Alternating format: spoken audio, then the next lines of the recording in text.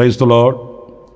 ప్రభువైన అయిన యేసుక్రీస్తు నామంలో మీ అందరికీ మా హోసన్నా మినిస్ట్రీస్ తరపున హృదయపూర్వకమైన వందనాలు తెలియపరుస్తున్నాను. దేవుని సన్నిధి ఈ దినమంతా మీకు తోడై ఉండుగాక. ఈ పూట పరిశుద్ధ గ్రంథంలో లూకా సువార్త 1వ అధ్యాయం 42వ వాక్యాన్ని మనం చదివితే, స్త్రీలలో నీవు ఆశీర్వదింపబడిన దానవు, నీ గర్భఫలమును ఆశీర్వదింపబడును.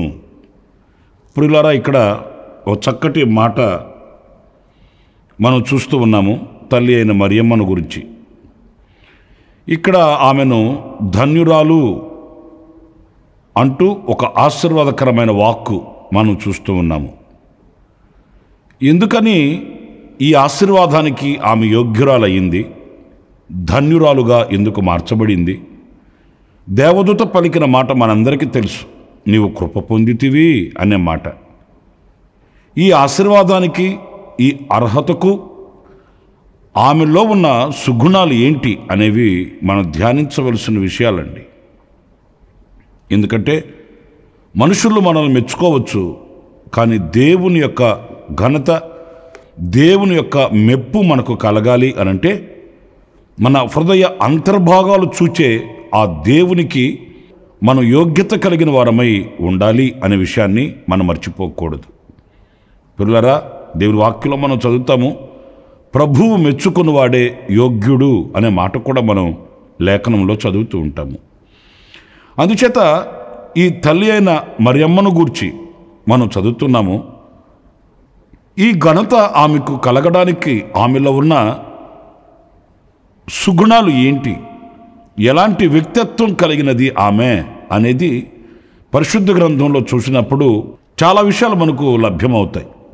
అందులో కొన్నింటిని మనం ఈ పూట కనుక ధ్యానించగలిగితే, ఈ అధ్యాయంలోనే 38వ వాక్యంలో మనం ఒక మాట చదువుతామండి. మరియా, ఇదిగో ప్రభు దాసురాలను, నీ మాట చొప్పున నాకు జరుగునుగాక అనెను. అంతట దూత ఆమె యొద్ద నుండి వెళ్ళెను.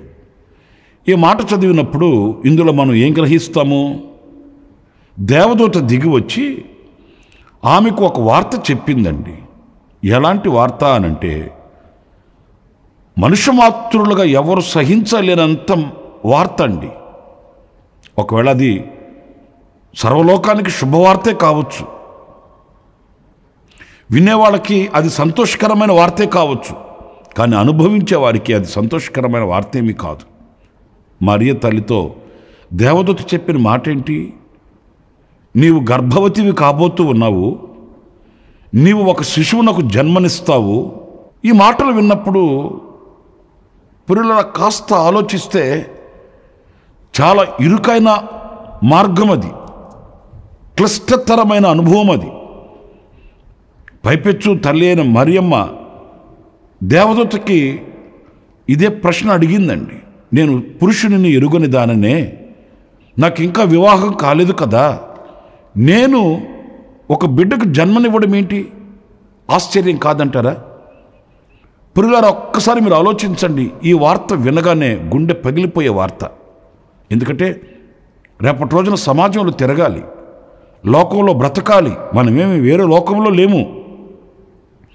మరి అదే ప్రజల మధ్య సంచరించాలి. అయినపోయిన వాళ్ళ ఎదుట, రక్త సంబంధికులు ఎదుట, బంధుమిత్రాదులు ఎదుట ఎలా ముఖం చూపించాలి? నాకు దేవదూత దిగి వచ్చి ఇలా చెప్పిందంటే ఎవరు నమ్ముతారు? ఈ ప్రశ్నలన్నింటికీ మనసు నిలయంగా నిలబడుతుంది. అలాంటప్పుడు ఒక్కసారి మీరు ఆలోచించండి. ఒకవేళ దేవునికి మరియ తల్లి యోగ్యురాలుగా కనబడి ఉండవచ్చు, కానీ మనుష్య మాతృలకి ఎలా చెబితే నమ్ముతారండి? ఈ రోజున ఒక చిన్న లోటు ఏదైనా మనలో కనబడితేనే ప్రజలు దానిని చరిత్రలుగా రాసి పెడతారు. ఈ తరానికే కాదు, రాబోయే తరానికి కూడా మిగలబెడతారు ఏదైనా అంత కనబడితే. మరి అలాంటిది వివాహం కాని ఒక యవనస్తురాలు గర్భవతి అయి కుమారుని కంటుంది. ఆయనకి ఇమ్మానుయేలు అని పేరు పెట్టబడుతుంది. నీ గర్భంలోనికి ఖడ్గం దూసుకొని వస్తుంది. ఇలాంటి మాటలు సహించలేని మాటలండి. కానీ నా ప్రియమైన దేవుని బిడ్డలారా, ఒక స్త్రీ స్థానంలో ఉన్న ఆ తల్లి, ఒక యవనస్తురాలుగా ఉన్న ఆ తల్లి ఇవన్నీ ఆలోచించి ఆమె ఆ ప్రణాళిక నుంచి వైదొలగవచ్చు. కానీ ఆ తల్లి అలా ఆమె వైదొలగలేదండి. దేవుని సంకల్పానికి శిరస్సు వంచి, దేవుని ప్రణాళికకు శిరస్సు వంచి, దేవుని ఉద్దేశాలకు శిరస్సు వంచి ఆమె ఆలోచించే అంత సమయం కూడా ఇవ్వలేదు. మరుక్షణమే దేవుని దూతతో ఆమె చెప్పిన మాట, నీ మాట చొప్పున నాకు జరుగునుగాక. పిల్లలు చూడండి, నీ దాసురాలు మీద నీ కటాక్షం నిలుచునుగాక. నీవు ఏమైతే పలికావో అది కష్టమేనైనా, అది నింద అవమానమేనైనా. పిల్లలు చూడండి, ఈ రోజున క్రైస్తవ లోకంలో తెలిసి తెలిసి ఒక నింద వస్తుందంటే ఎవరైనా అంగీకరిస్తారండి? తెలిసి తెలిసి ఒక అవమానం వస్తుందంటే అంగీకరించే క్రైస్తవులు ఈరోజున ఉన్నారండి? మన ప్రార్థనా మందిరానికి ఒక తమ్ముడు వస్తుండేవాడు, ఆ మధ్య కనిపించట్లే. నేను అతను కనిపించినప్పుడు అడిగాను, ఏం తమ్ముడు నువ్వు ప్రార్థనా మందిరంలో కనిపించట్లేదు అట్లా అంటే ఆశ్చర్యకరమైన సమాధానం చెప్పాడండి. అతను అంటాడు, అన్నయ్య నేను మా వాళ్ళు ఎవరు రక్షించబడలేదు, నేను ఒక్కనే వస్తున్నాను. అయితే మా చుట్టుప్రక్కల వాళ్ళంతా నన్ను అదొక రీతిగా చూస్తున్నారు అన్నయ్య, నేను చర్చికి వస్తుంటే, అందుకే రాలేకపోతున్నాను. అదొక రీతిగా చూస్తున్నారంటాడు. మరి ఏ రీతిగా చూస్తున్నారో మనకు తెలియదు. సజీవుడైన దేవునిని ఆరాధిస్తూ, పవిత్రుడైన దేవునిని ప్రార్థిస్తూ, ఆయన సన్నిధిలో నిలిచి ఆరాధన చేసుకోవడానికి వాళ్ళు అదొక రీతిగా ఈయన చూస్తున్నారట. వాళ్ళు చూసిన దానికే ఈయన ఆగిపోయాడట. చూసారండి ఎలాంటి వాళ్ళు ఉన్నారు? వాళ్ళు చూసిన దానికే ఇతను ఆగిపోతే మరి ఒక స్త్రీ స్థానంలో ఒక యవనస్తురాలుగా ఉన్న తల్లి ఇంకెంత ఆలోచించాలి? రేపటి రోజున మా వాళ్ళు అడిగితే ఏం సమాధానం చెప్పాలి? వాళ్ళు ఎలా శిక్షిస్తారు నన్ను? ఎలా వాళ్ళు వెలివేస్తారు నన్ను? ఏ చూపుతో చూస్తారు వాళ్ళు? ఇవన్నీ ఏమీ ఆమె మనస్సుకి దగ్గరకు రానివ్వలేదండి. నా దేవుని సంకల్పం ఎలా ఉందా అలాగే జరగనివ్వండి, నా దేవుని ఆలోచన ప్రణాళిక ఎలా ఉందా అలాగే నెరవేర్చనివ్వండి అని దేవుని ప్రణాళికకు శిరస్సు ఉంచిన తల్లి, అదిగో ఆ తల్లి. ప్రియమైన దేవుని బిడ్డలారా, మనకు కూడా మన జీవితపు అనుభవాలలో కూడా ఒకవేళ దేవుని సంకల్పం మన ఎడల ఒక విధంగా ఉంటే, అది మనకు కష్టమైన, అది మనకు భారమైన, అది మనకు సహించలేనిది అయినప్పటికీ దానిని శిరస్సు వంచగలిగిన విశాలమైన హృదయం మనకు కావాలండి. అప్పుడే మనం ధన్యులుగా మార్చబడగలుగుతాము, దేవుని కృపకు పాత్రులుగా మార్చబడగలుగుతాము. అంతేకాదు, కొనియాడబడే ఆ ఉన్నత స్థానానికి మనం చేరుకోగలుగుతామండి. అంతేగాని సుఖాలలో ఆయనతో అంటుకట్టబడి ఉండి, సుఖంగా ఉన్నప్పుడు ప్రార్థన యందు బలపరచబడుతూ, కాస్త మనకు దేవుని సంకల్పం మనకు కష్టతరమయ్యే సమయాన దూరమైపోవడం కాదు, క్రీస్తు సరళతల నుంచి వైదొలిగిపోవడం కాదు. కానీ ఏ స్థితి అయినప్పటికీ నా దేవుని సంకల్పం నాలో నెరవేర్చబడాలి, నా దేవుని చిత్తం, నా దేవుని ప్రణాళిక నాలో నెరవేర్చబడాలి అనే మంచి విశాలమైనటువంటి హృదయం కలిగి మనం ఉండాలని ఈ వాక్యం చెప్తుందండి. మరొక మాట నేను మీకు జ్ఞాపకం చేస్తాను. ఇదే మొదటి అధ్యాయంలో 46వ వాక్యం కూడా చదివితే అక్కడ ఏమి రాయబడి ఉందంటే, అప్పుడు మరియా ఇట్లనెను, నా ప్రాణము ప్రభువును గణపరుచుచున్నది, ఆయన తన దాసురాలి దీన స్థితిని కటాక్షించెను, నా ఆత్మ నా రక్షకుడైన దేవుని యందు ఆనందించెను. ఆమె రెండవ స్వాభావికమైన అనుభవాన్ని మనం గమనిస్తే, ఇక్కడ నా ఆత్మ నా రక్షకుడైన దేవుని యందు ఆనందించెను, ఆయన తన దీన దాసురాలి యొక్క దీనస్థితిని కటాక్షించెను. అంటే దేవుడు ఆమెకు తమ చిత్తాన్ని ప్రత్యక్షపరిచాడు, ఆయన చిత్తానుసారమైన మార్గంలో నడుస్తుంది. ఇప్పుడు ఆమె ఆ స్థితిలో ఆనందిస్తుందంట. ప్రియమైన వారలారా, మనకు లోకంలో ఆనందాన్ని కలిగించేవి చాలా కోరుకుంటుంటాం మనం, మనకు ఆధిక్యతను కలిగించే వాటిని చాలా అపేక్షిస్తుంటాం మనం. కానీ ఆ దీన స్థితిలో దేవుని రక్షణను తలంచుకొని ఆ రక్షకుడైన దేవుని యందు ఆనందించే వ్యక్తి అండి. దేవుని యందు ఆనందించే వ్యక్తి. పిల్లలు, నేను ఒక మాట చెప్తాను. మీరు మన రక్షకుడైన దేవుని యందు ఆనందిస్తున్నారా, లేకపోతే లోకంలో ఉన్న వాటి యందు ఆనందిస్తున్నారా? కొంతమంది పిల్లలను చూసి మురిసిపోతారు. మురిసిపోవద్దు అని నేను అనట్లేదు. వాళ్ళ ఆనందం వాళ్ళ పిల్లలే. కొంతమంది వాళ్ళకున్న ఆధిక్యతలు, పదవులు, స్థితి, సామర్థ్యతలు చూసి ఆనందిస్తారు, మురిసిపోతారు. నాకు అంతుంది, నాకు ఎంత ఉంది అని. కానీ ఏమున్నా ఏమి లేకపోయినా నా దేవుడు నాకున్నాడు, ఆ దేవుని యందు నాకు ఆనందం, ఆ దేవుని యందు నాకు సంతోషం అని ఆ దేవునిని తలంచుకొని ఆ దేవుని యందు ఆనందించే వ్యక్తులు ఎంతమంది ఉన్నారండి? ఈరోజున అలాంటి వారిని ఎక్కడ కనుగొనగలమండి? పేదరికంలోనూ, దరిద్రతలోనూ, కన్నీళ్లలోనూ, నిందలలోనూ, అవమానాలలోనూ, శోధనలలోనూ దేవుని యందు ఆనందం కలిగి ఉండడం. నాకు కొంతమంది తెలుసు, వాళ్ళకి ఆస్తులు, అంతస్తులు ఏమీ లేవు. ఆ రోజు కష్టపడితే ఆ రోజు బ్రతకాలి వాళ్ళు. కానీ ఒక సేవకునికి చెప్తున్నానండి, వాళ్ళ ముఖాల్లో ఎప్పుడూ ఆ చిరునవ్వు తొలగిపోదండి. వాళ్ళ ముఖాలలో జీవకళ ఉంటుంది, ఎప్పుడు సంతోషంగా ఉంటారు. నేను ఉండబట్టలేక ఒకరినిద్దరు కూడా అడిగానండి, బ్రదర్ మీరు ఎప్పుడు చూసినా సంతోషంగా ఉంటారు, కళకళలాడుతూ ఉంటారు, మీ ముఖంలో ఆ చిరునవ్వు తొలగిపోదు, ఏంటి మీ సంతోషానికి కారణం ఏంటి? అట్లాగంటే వాళ్ళు చెప్పారు, అన్నయ్య మాకు ఆస్తులు లేవు, బ్యాంక్ అకౌంట్లు లేవు, ఆధారం లేదు, మాకు బంధువర్గం లేదు, ఎవ్వరు లేరు. ఎవ్వరు లేకపోయినా మాకు ఒకటి, మా సంతోషం ఏంటంటే మాకు సర్వశక్తి కలిగిన దేవుడు దొరికాడు. మహత్యము గల దేవునిని మేము ఆరాధిస్తున్నాం. సర్వశక్తి కలిగిన దేవుణ్ణి నీడలో మేము బ్రతుకుతున్నాం. ఈ లోకంలో ఏమీ లేకపోయినా ఆయన యందు మేము ఆనందిస్తున్నాం. ఆయన కృపను తలంచి ఆనందిస్తున్నాం. ఆయన మా ఆనందానికి ఆధారం, ఆయన మా ఆరోగ్యానికి ఆధారం, ఆయన మా సంతోషానికి, సమాధానానికి, సహవాసానికి మాకు ఆధారం ఆయన. ఆయనను తలంచినప్పుడు మాకు ఆనందం, మరి ఆయన కృపయందు బలం కలుగుతుంది. నిజమే. ఈ రోజున నా ప్రియమైన దేవుని బిడ్డలారా, ఆయన యందు, ఆ రక్షకుడైన దేవుని యందు మనం ఆనందించగలగాలి. ఈ లోకంలో ఏదైనా ఈరోజు ఉంటాయి, రేపు లేకుండా పోతాయండి. ఈరోజు మన భుజాల మీద చేతులు వేసేవాళ్ళు రేపటి రోజు రాళ్ళు పట్టుకోవచ్చండి. ఈ రోజున మనల్ని అభినందించిన వాళ్ళు రేపటి రోజున అవమానించవచ్చండి. ఇవి తాత్కాలికమైనవి. కానీ శాశ్వతుడైన దేవుని యందు మనం ఆనందించే ఆనందం ఉందే, అది మిక్కిలి శ్రేష్టమైనది. ఇదిగో ఈ తల్లి అయిన మరియమ్మను గురించి మనం చదువుతాము. ఆమె చెప్తుంది, నా ఆత్మ నా రక్షకుడైన దేవుని యందు ఆనందించుచున్నది. ఇక మనుషులు ఏమనుకుంటే నాకేంటి? మనుషులు పలు విధాలుగా అవమానిస్తే, అనుమానిస్తే, వాళ్ళు నన్ను గెంటి వేస్తే, త్రోసివేస్తే నాకేంటి? వాళ్ళు ఏమనుకున్నా, ఏం గుసగుసలాడుకున్నా నాకు అనవసరం. నేను నా రక్షకుడైన దేవుని యందు ఆనందిస్తున్నాను. ఈ ఆనందం మన హృదయంలో ఉందా అనే ప్రశ్నకి ఈరోజు మన అంతరంగం సమాధానం చెప్పాలండి.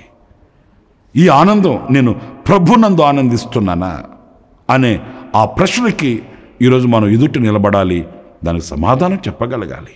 పిల్లలు, ఒక సేవకునిగా నేను కూడా చెప్పగలిగింది ఏంటంటే, ఈ విశ్వాసపు పోరాటంలో మనకు ఎన్నో ఆటంకాలు, అవరోధాలు, అడ్డుబండలు మనకు కలగవచ్చండి. కానీ వీటిని చూసుకుంటూ కూర్చుంటే మన యాత్ర ముందుకు సాగదండి.